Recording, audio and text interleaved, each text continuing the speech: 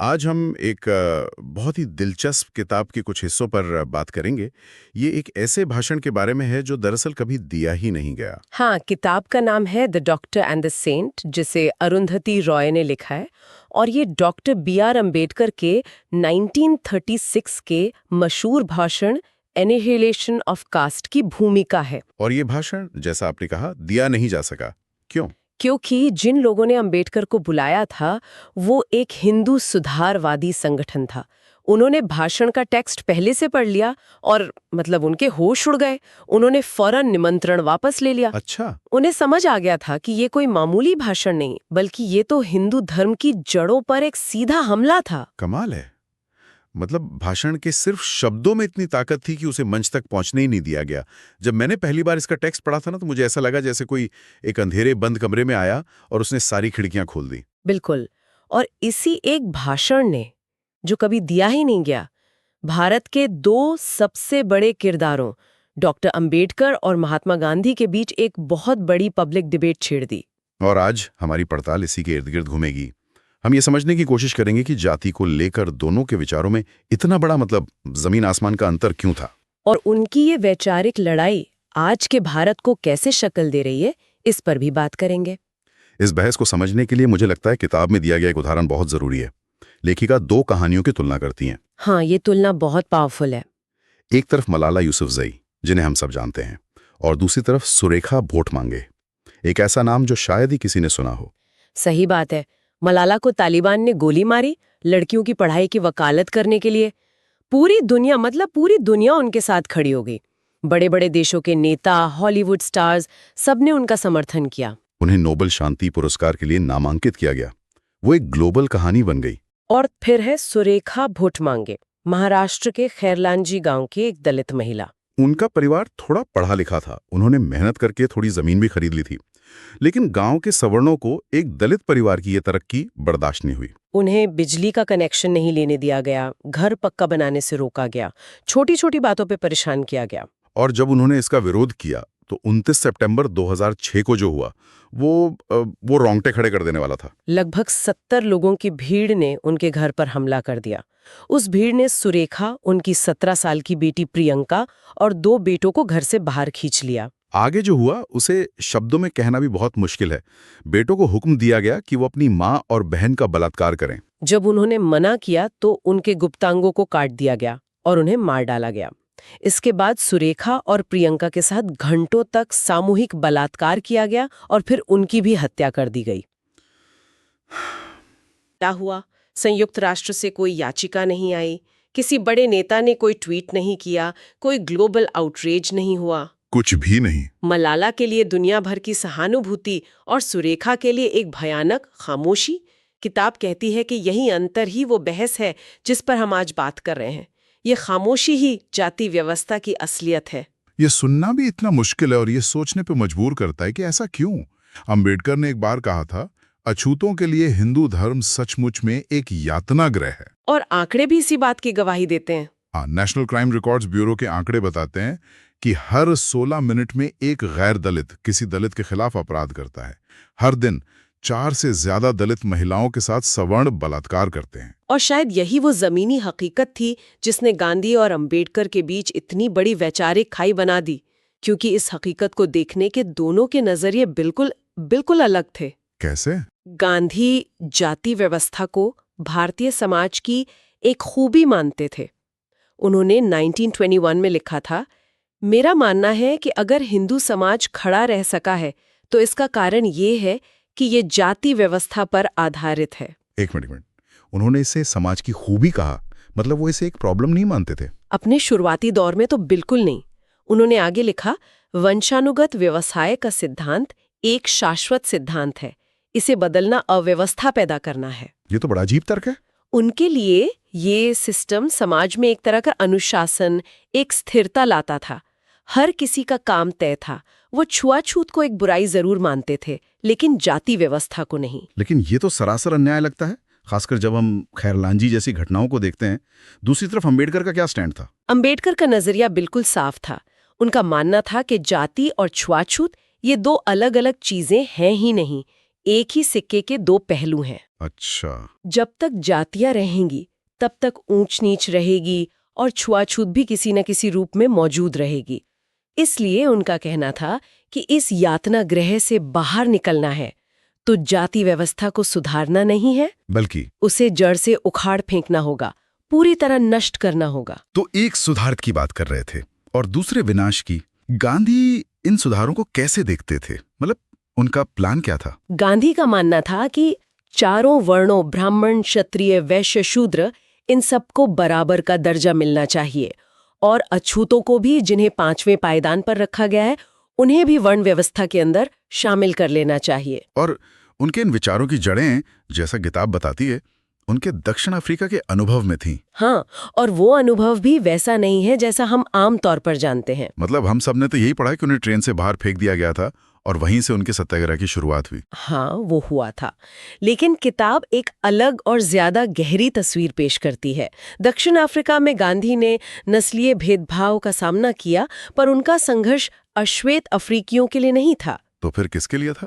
वो इस बात से नाराज थे कि भारतीय व्यापारियों को, जिन्हें वो पैसेंजर इंडियंस कहते थे, उन्हें अश्वेत अफ्रीकियों के बराबर समझा जा रहा था, जिन्हें उस समय अपमान से काफिर कहा जाता था। क्या मतलब उनका संघर्ष बराबरी के लिए नहीं था, बल्कि अश्वेतों से बेहतर दर्जे के लिए था? सबूत तो यही दिखाते हैं। उन्होंने डरबन में अधिकारियों को याचिका दी कि पोस्ट ऑफिस में भारतीयों के लिए एक तीसरा अलग दरवाजा खोला जाए ताकि उन्हें अश्वेतों के साथ एक ही लाइन में न खड़ा होना पड़े। एक सेकंड, उन्होंने वाकई ऐसा किया? ये तो महात्मा गांधी की उस छवि से बिल्कुल मेल नहीं खाता जो हम सब जानते हैं। ये उनके अपने शब्द हैं जो किताब में कोट किए गए हैं। जेल में भी जब उन्हें अश्वेत कैदियों के साथ रखा गया तो उन्होंने अपनी चिट्ठियों में लिखा, काफिर आमतौर पर असभ्य होते हैं, बहुत गंदे होते हैं और जानवरों की तरह रहते हैं। ये पढ़कर तो साफ पता चलता है कि उनके दिमाग में ऊंच नीच का ढांचा कितना मजबूत था। बिल्कुल। शायद इसीलिए वो भारत में जाति की संरचना को बनाए रखना चाहते थे, बस उसकी गंदगी यानी छुआछूत को साफ करना चाहते थे। ये बात वाकई चौंकाने वाली है। और अंबेडकर का अनुभव, वो तो इसका ठीक उल्टा रहा होगा। एकदम उल्टा। अंबेडकर के लिए जाति कोई थ्योरी नहीं थी, वो उनकी जी हुई हकीकत थी। उन्होंने बचपन से वो सब झेला था, स्कूल में सबसे अलग बैठना, सार्वजनिक नल से पानी न पीने देना। इसीलिए शायद उन्हें गांधी का आदर्श ग्राम वाला विचार कभी पसंद नहीं आया। कभी नहीं। गांधी जहां भारत के गांवों को आदर्श मानते थे, वहीं अंबेडकर ने उन्हें अज्ञानता, संकीर्णता और सांप्रदायिकता का अड्डा कहा। उनके लिए गांव का मतलब था एक ऐसी जगह जहां जाति का दमन सबसे क्रूर रूप में मौजूद था। इन दो बिल्कुल अलग नजरियों का सबसे बड़ा टकराव फिर कब और कहां हुआ? वो टकराव हुआ 1931 में लंदन में हुई दूसरी गोलमेज सम्मेलन में। अच्छा। वहां पर अंबेडकर ने दलितों के लिए एक अलग निर्वाचक मंडल यानी सेपरेट इलेक्टोरेट की मांग रखी। सेपरेट इलेक्टोरेट, इसे थोड़ा आसान भाषा में समझाएंगे, इसका मतलब क्या था? जरूर। इसे ऐसे समझिए, मान लीजिए एक चुनाव क्षेत्र में 100 वोटर हैं, जिसमें 70 सवर्ण हैं और 30 दलित। अंबेडकर का कहना था कि यहाँ दलित वोटर्स सिर्फ दलित कैंडिडेट को वोट देंगे। ठीक है। इससे जो दलित नेता चुना जाएगा वो सिर्फ और सिर्फ उन 30 दलित वोटों से जीतेगा। इसलिए उसकी जवाबदेही सिर्फ दलित समुदाय के प्रति होगी, वो सवर्ण वोटरों का मोहताज नहीं रहेगा। अच्छा, समझ गया। क्योंकि मौजूदा सिस्टम में तो उसे जीतने के लिए उन 70 सवर्ण वोटों पर भी निर्भर रहना पड़ेगा। बिल्कुल। और अंबेडकर का तर्क था कि ऐसे में वो कभी भी सवर्णों की मर्जी के खिलाफ जाकर दलितों के हक की बात नहीं कर पाएगा। वो दलितों का प्रतिनिधि तो होगा, पर असल में वो सवर्णों का गुलाम होगा। ये तो बहुत मजबूत तर्क है। इस पर गांधी की क्या प्रतिक्रिया थी? गांधी ने इसका जबरदस्त विरोध किया।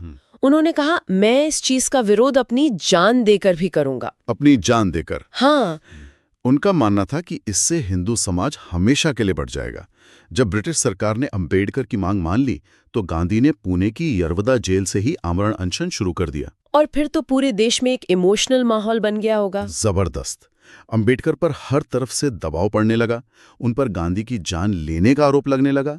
उनसे कहा गया कि अगर गांधी को कुछ हो गया तो देश भर में दलितों का जो हाल होगा उसकी कल्पना भी नहीं की जा सकती। एक तरह से उन्हें इमोशनली ब्लैकमेल किया गया। हाँ, वो एक बहुत मुश्किल और अकेली लड़ाई लड़ रहे थे। तो अंबेडकर को आखिर में झुकना पड़ा। हाँ, 24 सितंबर 1932 को अंबेडकर ने पूना पैक्ट पर हस्ताक्षर किए। उन्हें अपनी अलग निर्वाचक मंडल की मांग छोड़नी पड़ी। और इसके बदले में उन्हें क्या मिला? बदले में दलितों के लिए आरक्षित सीटों की संख्या बढ़ा दी गई, लेकिन ये सीटें उसी पुराने जॉइंट इलेक्टोरेट के तहत थीं। मतलब उम्मीदवार तो दलित होगा, पर उसे जिताने में सवर्ण वोटरों की भूमिका अहम होगी। बिल्कुल, सीटें बढ़ गईं, लेकिन राजनीतिक शक्ति का असली रिमोट कंट्रोल सवर्णों के हाथ में ही रहा। अंबेडकर ने बाद में इस पूरे अनशन को एक घिनौना और गंदा काम कहा था। तो इस पूरी बहस और पूना पैक्ट का असर आज के भारत पर कैसे दिखता है? क्या आज भी वो ढांचा कायम है? किताब में दिए गए आंकड़े तो यही बताते हैं। जैसे भारत के बड़े उद्योग और व्यापार को देखिए। 2013 की फोर्ब्स की लिस्ट में भारत के 55 अरबपतियों में से ज्यादातर वैश्य जाति के थे। और दलित या आदिवासी? एक भी नहीं। आर्थिक शक्ति आज भी कुछ खास जातियों के हाथ में है। और सिर्फ व्यापारी नहीं, ज्ञान और सूचना के क्षेत्र में भी यही हाल है ना? बिल्कुल। मीडिया, नौकरशाही, न्यायपालिका में आज भी ब्राह्मणों का दबदबा है। 2006 के एक सर्वे के मुताबिक दिल्ली के अंग्रेजी मीडिया में 90% और टीवी में 79% निर्णय लेने वाले पदों पर सवर्ण थे। और उनमें से 49% अकेले ब्राह्मण थे। और उस 315 लोगों के सर्वे में एक भी दलित या आदिवासी नहीं था। ये आंकड़े दिखाते हैं कि जाति सिर्फ एक सामाजिक पहचान नहीं, बल्कि ये देश के संसाधनों पर कब्जे का एक बहुत मजबूत ढांचा है। सही कहा। पूना पैक्ट के बाद गांधी और अंबेडकर के रास्ते तो फिर शायद हमेशा के लिए अलग हो गए। हाँ, लगभग। पूना पैक्ट के बाद गांधी ने अछूतों को एक नया नाम दिया, हरिजन, यानी ईश्वर की संतान। हाँ, और उन्होंने उनके लिए मंदिर प्रवेश और साथ में भोजन करने जैसे अभियान चलाए।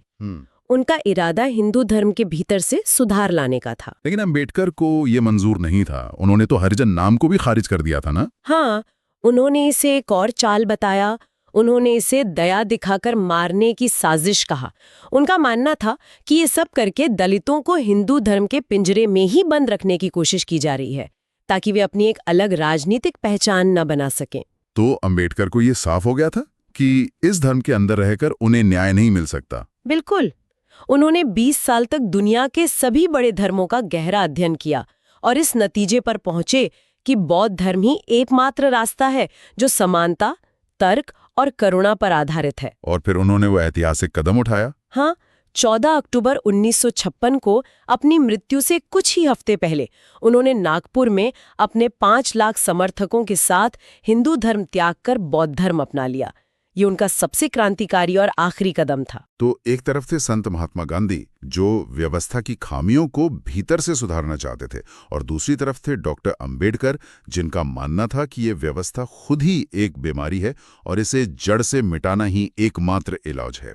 बहुत खूब कहा आपने। और अंबेडकर ने अपने उस भाषण जाति का विनाश में उस दौर के हिंदू सुधारकों से एक सवाल पूछा था जो आज भी उतना ही प्रासंगिक है, उतना ही छुभने वाला है। क्या सवाल था वो? उन्होंने पूछा था, क्या आप में ये कहने का साहस है कि जो गलत है वो आपका धर्म है, वो धर्म जिसने जाति की पवित्रता की धारणा को जन्म दिया है?